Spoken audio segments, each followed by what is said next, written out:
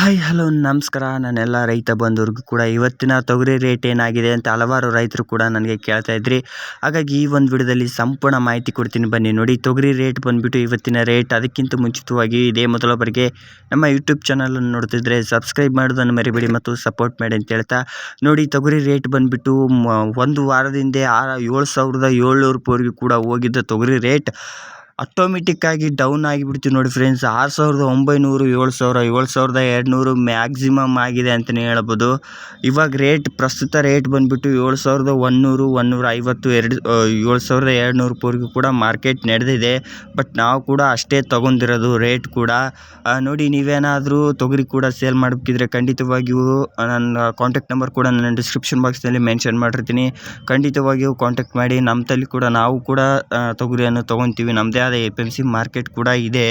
ನೀವೇನಾದರೂ ಸೇಲ್ ಮಾಡಬೇಕಿದ್ರು ಕೂಡ ಖಂಡಿತವಾಗಿಯೂ ಸೇಲ್ ಮಾಡ್ಬೋದಾಗಿರುತ್ತೆ. ಅದೇ ರೀತಿಯಾಗಿ ನೀವೇನಾದರೂ ಕೇಂದ್ರಕ್ಕೆ ಅಪ್ಲೈ ಮಾಡ್ತೀನಪ್ಪ ಅಂತಂದರೆ ಕೇಂದ್ರದಲ್ಲಿ ಬೆಂಬಲ ಬೆಲೆ ಬಂದುಬಿಟ್ಟು 8,000 ರೂಪಾಯಿ ಬೆಂಬಲ ಬೆಲೆ ಇದೆ. ಆಲ್ರೆಡಿ ಕೂಡ ಓಪನ್ ಆಗಿದೆ ಅಂತಲೇ ಹೇಳ್ಬೋದು. ಕೇಂದ್ರಕ್ಕೆ ನಿಮ್ಮದು ಹೊಲದ ಪಾಣಿ ಮತ್ತು ಏನು ಆಧಾರ್ ಕಾರ್ಡನ್ನು ತೊಗೊಂಡು ಹೋಗಿ ರಿಜಿಸ್ಟ್ರೇಷನ್ ಮಾಡ್ಕೊಂಡ್ರು ಕೂಡ ಆಲ್ರೆಡಿ ಓಪನ್ ಆಗಿದೆ. ಇದ್ರ ಬಗ್ಗೆ ಸಂಪೂರ್ಣ ಮಾಹಿತಿ ಬೇಕಿದ್ದರೆ ಕಾಮೆಂಟ್ ಮಾಡಿ, ಖಂಡಿತ